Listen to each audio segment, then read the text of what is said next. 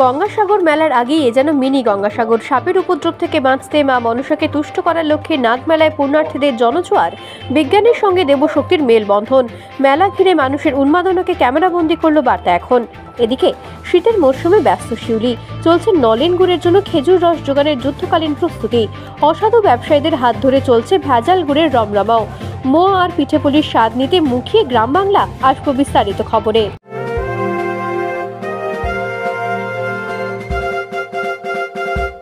রামকৃষ্ণ বজবজ বিভাগীয় বস্ত্র বিপণী, বজবজ কলেজের সামনে। বৃহত্তর বজবজে পরিবার সহ বসে খাবার মতো একমাত্র শীততাপ রেস্টুরেন্ট কলাপাতা। দেশি বিদেশি খাবারের জন্য অবশ্যই আসুন। কলাপাতা হোম ডেলিভারি ব্যবস্থা আছে। গঙ্গাসাগর মেলার আগে অনুষ্ঠিত মিনি গঙ্গাসাগর মেলাকে কেন্দ্র করে রাজ্যের বিভিন্ন প্রান্ত থেকে এসে ভিড় জমালো পুণ্যার্থীরা। এই মেলা নাগ মেলা হিসেবেই এলাকায় পরিচিত। মূলত সাপের দেবী মনসার পাশাপাশি নাগরাজ বাসুকীর পূজাও আয়োজন করে থাকেন উদ্যোক্তারা। ডিসেম্বরের 19 তারিখ থেকে টানা 6 দিন চলে এই মেলা। লক্ষ লক্ষ ভক্ত সমাগম হয় এই এলাকায়। এবছর এই নাগমেলা 44তম বর্ষে পদার্পণ করেছে। সুন্দরবনের গভীর জঙ্গলে সাগরের অধিকাংশ মানুষ একসময় সাপের কামড়ে মারা যেতেন। তাই নাগ দেবতাকে সন্তুষ্ট করার জন্য মনসা দ্বীপের রামকৃষ্ণ মিশনের মহারাজ স্বামী সিদ্ধিদানন্দ, স্থানীয় চিকিৎসক শুভেন্দু রায় ও স্থানীয় যুবক অবন্তী কুমার মান্না সহ একাধিক বিশিষ্টজন এই পূজার প্রচলন শুরু করেন। পরবর্তীকালে এই পূজাকে কেন্দ্র করে এলাকার মানুষজনেরা মেলার আয়োজন করে। শুধু ভারতীয় নন, মেলার ভিজিট বুকে জলজল করছে বিদেশিদের নামও। মেলা কমিটির সভাপতি সজল কান্তি বারিক ও সম্পাদক সুকুমার গিরি জানান, পুণ্যার্থীদের বিশ্রামের কোনো সুব্যবস্থা নেই। নাট মন্দির না থাকায় মন্দির সংলগ্ন এলাকা এখনো কাঁচা হওয়ায় বর্ষাকালে তাদের খুব দুর্ভোগে পড়তে হয়। ভক্ত মধুসূদন গিরির দাবি, নাগ মেলা প্রাঙ্গণ যদি পর্যটক কেন্দ্র হিসেবে গড়ে ওঠে তাহলে সবার কাছে তার আকর্ষণও আরও বাড়বে। এই মেলাকে কেন্দ্র করে সাগরদ্বীপে উঠছে পড়ে ভিড়। এই মন্দিরের প্রধান পুরোহিত মৃণাল কান্তি মিত্র জানান, পুজোর নিয়মকানুন ওড়িশা থেকে শিখে আসেন পুরোহিতরা। পুজোকে ঘিরে সাধারণ মানুষের মধ্যে উন্মাদনা চোখে পড়ার মতন। 44 বছর আগে যখন সাগরদ্বীপের সর্পদংশনে বহু মানুষ মারা গিয়েছিলেন, তখন এই এলাকার একটি গ্রামের মানুষ, যিনি ধর্মভীরী মানুষ, তিনি ঈশ্বর অবন্তী কুমার মান্না মহাশয়ের মাথায় এসেছিলেন যে এই নাগ পুজো করলে হয়তো সর্পকুল মানুষকে যেটা দংশন করছে সেটা থেকে হয়তো বাঁচানো যাবে। সেই মতন শুভেন্দু কুমার রায় ছিলেন ডক্টর। তিনার চিকিৎসায় সাগরদ্বীপের বিভিন্ন প্রান্ত থেকে বহু মানুষ বেঁচেছিলেন এবং প্রয়াত সীতানাথ মাইতির পরিচালনায় এই মেলার শুভ উদ্বোধন হয়েছিল। এটাকে মিনি গঙ্গাসাগর বলা হয়। গঙ্গাসাগর মেলার পরের স্থান হচ্ছে এই মেলা।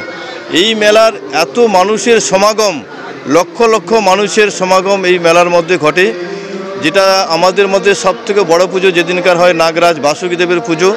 সকাল থেকে রাত্রি 11টা অবধি পুষ্পাঞ্জলির কাজ চলে এবং প্রচুর মানুষের সমাগম। যে মানুষ এত সমাগমে চোখে না দেখলে সেটা বিশ্বাস করা কোনোদিন যায় না। এটা 1387 সালে প্রতিষ্ঠিত হয়। তার আগে সাগরদ্বীপ ঘন বনাঞ্চল এবং কর্দমাক্ত রাস্তাঘাট,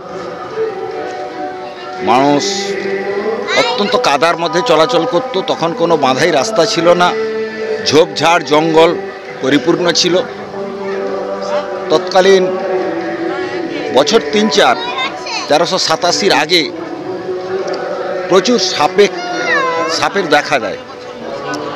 সর্পাঘাতে মানুষজন অকালে প্রাণ হারান। কোনো পথ ছিল না সেই মুহূর্তে, কোনো গতি ছিল না সাধারণ মানুষের। একটা মড়ক দেখা দিল সাগরদ্বীপে।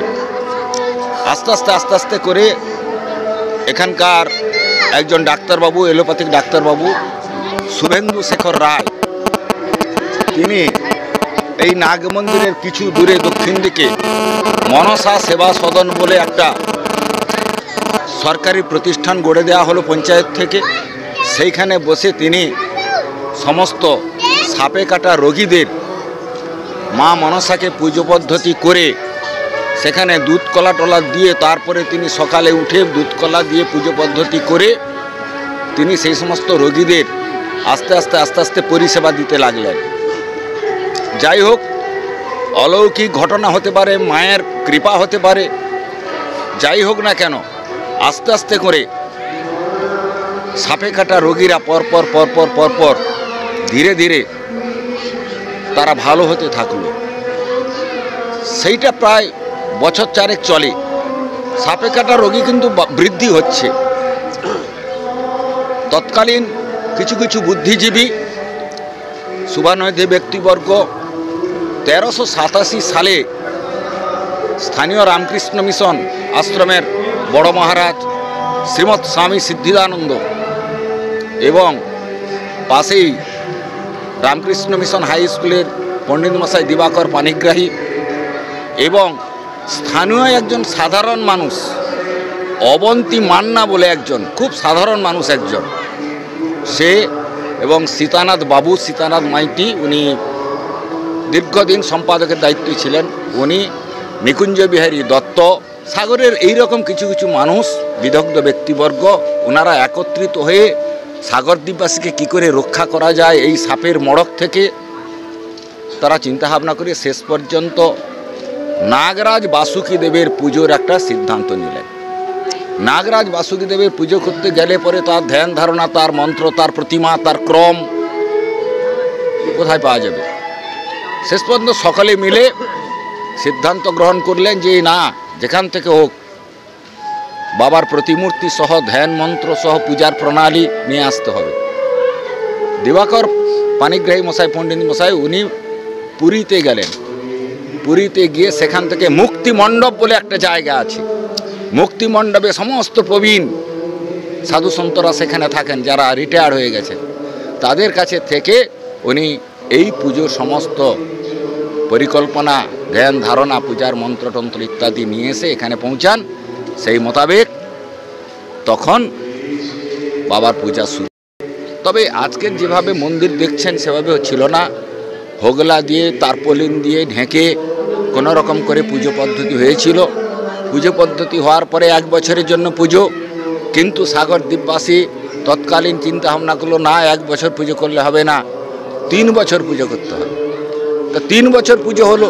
3 বছর পুজো হওয়ার পরে মানুষের এত ঢল, মানুষের এত ভক্তমণ্ডলীর এত উচ্ছ্বাস, আবেগ, তারা সমাপ্তি দিবসের দিন ঘোষণা করলেন না, প্রতি বছর এই পূজা করতে হবে, আমরা সকলে আর্থিক সহযোগী হব, আপনারা পূজা আরম্ভ করুন।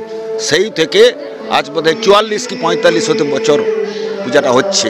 মিনি গঙ্গাসাগর মেলা, অবশ্যই মিনি গঙ্গাসাগর মিলন মেলায় পরিণত হয়েছে। সর্বস্তরের মানুষ, আমরা হিন্দুরা পুজো করছি ঠিকই, পুজোটা করছি হিন্দুরা, কিন্তু সমস্ত ধর্মীয় মানুষ এখানে এসে জড়ো হন। এখানে নিজেদের মধ্যে ভাব বিনিময় হয়। যেমন পুজো দেওয়া হয়, বাবার মানসিক পুজো দেওয়া হয়, আর পুষ্পাঞ্জলি দেওয়া হয়, প্রসাদ গ্রহণ করা হয়, ঠিক তেমনি অনুরূপভাবে নিজেদের যে দীর্ঘদিনের 1 বছরের দেখা, নাগ পূজায় যেতে হবে, সাগরদ্বীপের যে যত ছেলে মেয়ে যে যেখানে থাকুক না কেন, নাগ পূজার সময় চলে আসে ওরা। আমি এখন দেখছি 10-15 বছর থেকে পুজোটা দেখছি, 10-15 বছর আগে থেকে পুজো দেখছি। এই পুজো গ্রামবাসীদের খুব উৎসব সাজছে। হ্যাঁ, একটা মন্দির করার জন্য পাচ্ছে না, মন্দিরটা আগে থেকে যাচ্ছে। হ্যাঁ, দুষ্ট মানে পয়সা করি পাচ্ছি না, এই মন্দিরে পুজো করতে হচ্ছে।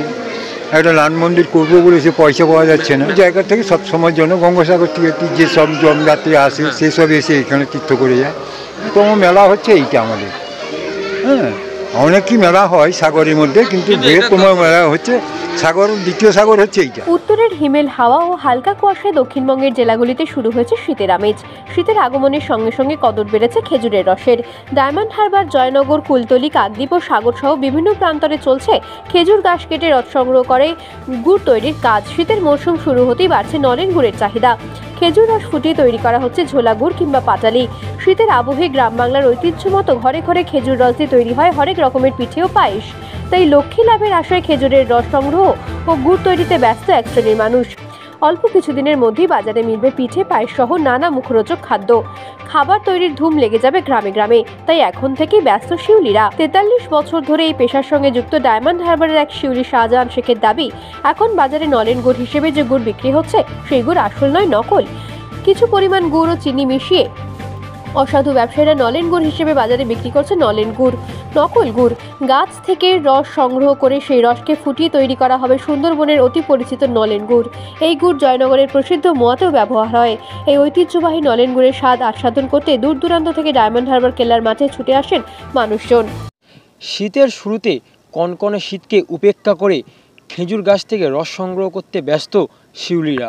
আর সেই খেজুর রস থেকে তৈরি হয় প্রসিদ্ধ নলেন গুড় সহ পাটালি ও বিভিন্ন রকম মিষ্টান্ন সামগ্রী, এবং সেই নলেন গুড় থেকে তৈরি হয় বাঙালির অন্যতম বিশেষ মিষ্টান্ন জয়নগরের মোয়া। আর ইতিমধ্যেই ডায়মন্ড হারবার কেল্লার মাঠে শিউলিরা খেজুরের রস থেকে তৈরি হওয়া নলেন গুড় ও পাটালি নিয়ে পসরা সাজিয়ে বসেছেন। বিভিন্ন জায়গা থেকে ব্যবসায়ী ও সাধারণ মানুষরা এসে ভিড় জমিয়েছে এই কেল্লার মাঠে, এবং সাধারণ মানুষ ও ব্যবসায়ীদের সম্পূর্ণ চাহিদা মেটাতে একেবারেই প্রস্তুত শিউলিরা। প্রথমে এসে গাছ ছলা হয় কার্তিক মাসে দিয়ে, তারপরে আস্তে আস্তে গাছ 15 থেকে 20 দিন শুকনো করা হয়। শুকনো করে ওই গাছ একবার চাষতে হয়, বা ওকে ছলা বলা হয় বা পাটি চাষ বলা হয়। তারপর আস্তে আস্তে দেখলাম যে কোন গাছে রস এসে গেছে কি আসেনি আমরা তো বুঝতে পারি বা বলতে পারবো বা দেখতে পাই। সেই অনুপাতে আমরা যে গাছটা রস মুখ কালোভাবে এসে গেছে তাকে আমরা জানান দিলুম, ঘাট কেটে দিলুম, নলি পরে দিলুম। নলি পড়ার পর আস্তে আস্তে রস টপতে শুরু করলো। আমরা দড়ি বেঁধে ওকে ভাঁজ ঝুলিয়ে দিলাম। সকালে যতটা পরিমাণে রস হয় ওই সমস্ত সংগ্রহ করলাম। অনেক বিভিন্ন গাছের রস বিভিন্ন রকমের হয়। অথচ মিষ্টি কমটা যদি বেশি কম হয়, কিন্তু প্রকৃত জাল দেওয়ার পরে আপনার গুড় তৈরি হলো। গুড় তৈরি হওয়ার পর আপনার পাটালি হলো, নলেন গুড় হলো, বাজারে বিক্রি হলো। এখানে তো পর্যটক অনেক আসে কেল্লার মাঠে। আমি 44 বছর আমি এই কেল্লার মাঠে এসে গাছ কাটি। তখন এখানে জঙ্গল, একের অধিক জঙ্গল। তখন কোনো একটা লোক এখানটা আসতো না। ওই পারে থাকতো যেটা আপনার পৌরসভার মাঠ, এইটা হলো আপনার কেল্লার মাঠ, এটা হলো মিলিটারির মাঠ। এই জন্য এর ভিতরে খুব একটা পর্যটক ঢোকে না বা আসে না। তা আপনার ওইটাই ঢোকে। যখন থেকে লোক এসে এখানে গুড় টুড় নিয়ে যায়, পাটালি নিয়ে যায়, দানা গুড় নিয়ে যায়। এই বছর চাহিদা আছে, রস কম, রসের ভাগটা কম, কিন্তু চাহিদা আছে বেশি। কিন্তু আমরা তো দিতে পারছি না। এখন সবে আরম্ভ হয়েছে, এর পরে হবে বেশিরভাগ। এখন কম, এরপরে বেশিরভাগ হবে। তখন সম্পূর্ণ ঠিক মতো হবে বা মদ তৈরি হয় বা মদ হবে।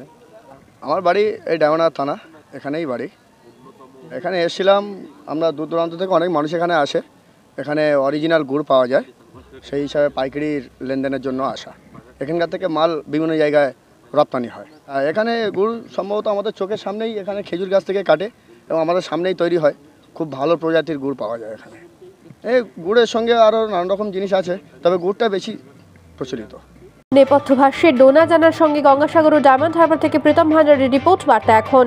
রামকৃষ্ণ বজবজ বিভাগীয় বস্ত্র বিপণী, বজবজ কলেজের সামনে। বৃহত্তর বজবজে পরিবার সহ বসে খাবার মতো একমাত্র শীততাপ রেস্টুরেন্ট কলাপাতা। দেশি বিদেশি খাবারের জন্য অবশ্যই আসুন। কলাপাতা হোম ডেলিভারি ব্যবস্থা আছে।